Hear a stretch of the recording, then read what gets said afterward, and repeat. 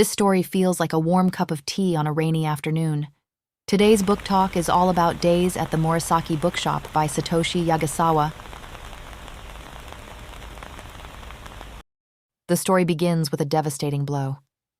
Takako's boyfriend is marrying another woman. Heartbroken and overwhelmed, she spirals into a quiet depression, losing her job and spending her days adrift in sleep, having completely forgotten how to live. That's when her eccentric uncle Satoru calls, likely at her mother's request. He offers her a lifeline, free rent in exchange for helping out at the family business. That business is the Morisaki Bookshop, tucked away in the heart of Jimbocho, Tokyo's legendary district of secondhand books. Takako realizes that taking over the bookstore is her only way out. If she goes home, her mother might start insisting on an arranged marriage, a pressure she just can't handle right now. So, with her few possessions and a heavy heart, she makes the journey to Jimbocho Station for the first time. She isn't looking for a new career, she's simply looking for a place to disappear. Takako turns onto Yasukuni Street, and for a moment, the scale of it takes her breath away. On both sides, as far as she can see, the sidewalks are lined with massive walls of books.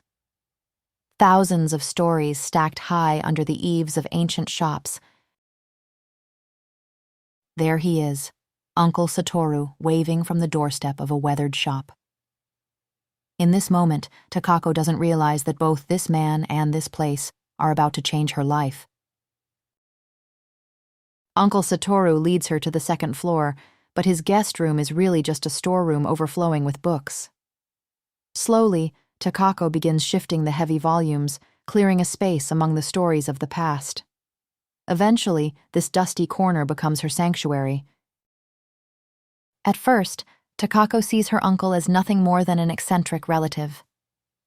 But as they work side by side, she begins to see the quiet passion he has for every single page in this shop. The awkward silence fades as they share simple meals and quiet moments in the shop. Takako learns that Satoru is alone. His wife, Momoko, moved out some time ago. Later, over a glass of sake among the books, she realizes they are both nursing hidden heartbreaks and finding a silent comfort in each other's company. In a surprising turn, Satoru actually helps Takako confront her ex-boyfriend to finally express her true feelings. While she waits for an apology she may never get, the way this confrontation unfolds is a fascinating part of the story. One I'll leave for you to discover in the book. One of the novel's most interesting and comforting locations is Saveur, the neighborhood coffee shop just a few steps from the Morisaki Bookshop. Satoru takes Takako here not just for the excellent coffee, but to introduce her to a community that quickly becomes a second family. But Saveur isn't just about the coffee. It's about the people. Apart from the owner, Takako finds a new rhythm of life with Tomo and Takano. Two young employees who are around her age, and they quickly become her first real friends in the neighborhood. Tomo is an avid reader and becomes a close confidant, while Takano is a constant presence in their group. Because Takano has feelings for Tomo, Takako eventually helps him in his efforts to woo her. Then comes one of the most important characters in Takako's journey, Wada.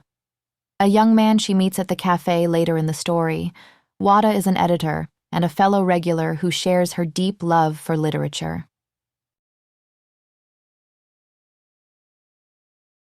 Their connection is almost instant, not just because of the books they read, but because they are both healing from difficult breakups. What starts as a shared understanding over coffee eventually blossoms, as Wada becomes a significant romantic interest and a key part of Takako's new life.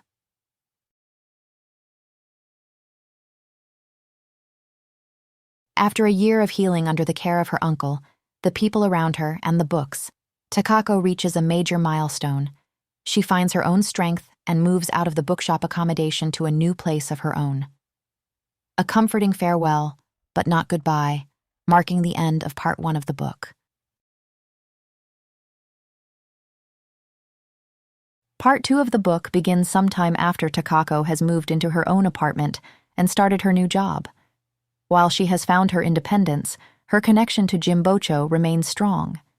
The story takes an unexpected turn when her uncle Satoru's wife, Momoko, suddenly returns after being gone for 5 years.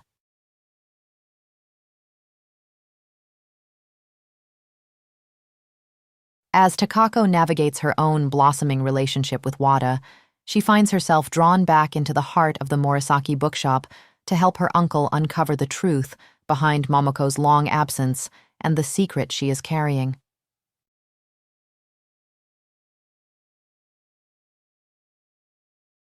High atop the serene hills of Okutama, the silence of the mountains finally gives way to the truth. In a moment of profound vulnerability, Aunt Momoko opens up about the deep pain and hidden struggles of her missing years. As the sunset bathes the landscape in gold, Takako listens with a heart full of empathy, realizing that even the strongest among us carry stories we cannot see.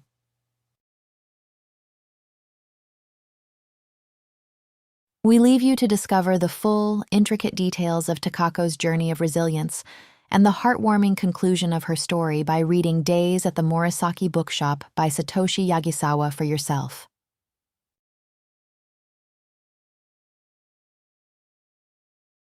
Her path through the quiet streets of Jimbocho is a reminder that healing often happens one page at a time. Thanks for watching Book Talk on Days at the Morisaki Bookshop by Satoshi Yagisawa.